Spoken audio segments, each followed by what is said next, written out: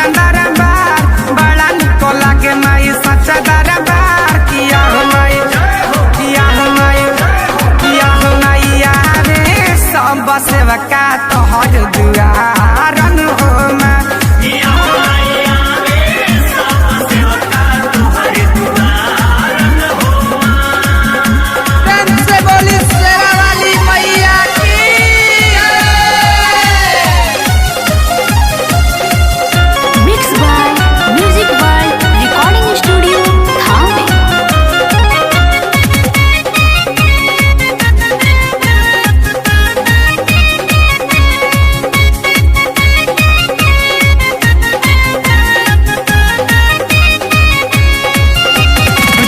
चमक चमकेला माही के मुकुटावा सब अपना सेवा के दूरी करी है दुखावा चमक चमकेला माही के मुकुटावा सब अपना सेवा के दूरी करी है दुखावा गलावा में डाले सभे ओढ़ौल के हार गलावा में डाले सभे ओढ़ौल के हार किया हो माई किया हो माई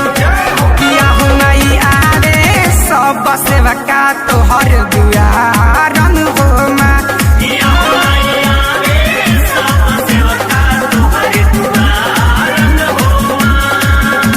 बोली बोली जोता वाली मैया की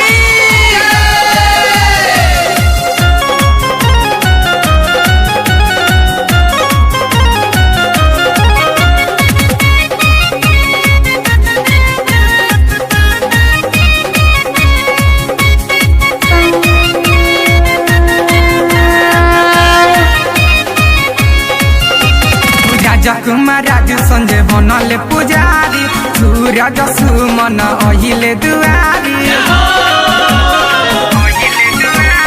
राजा कुमार राजू संजय बनले पुजारी सूरज सुमन अहिले दुआरी सत्येन्द्र शंभु दीवाना करी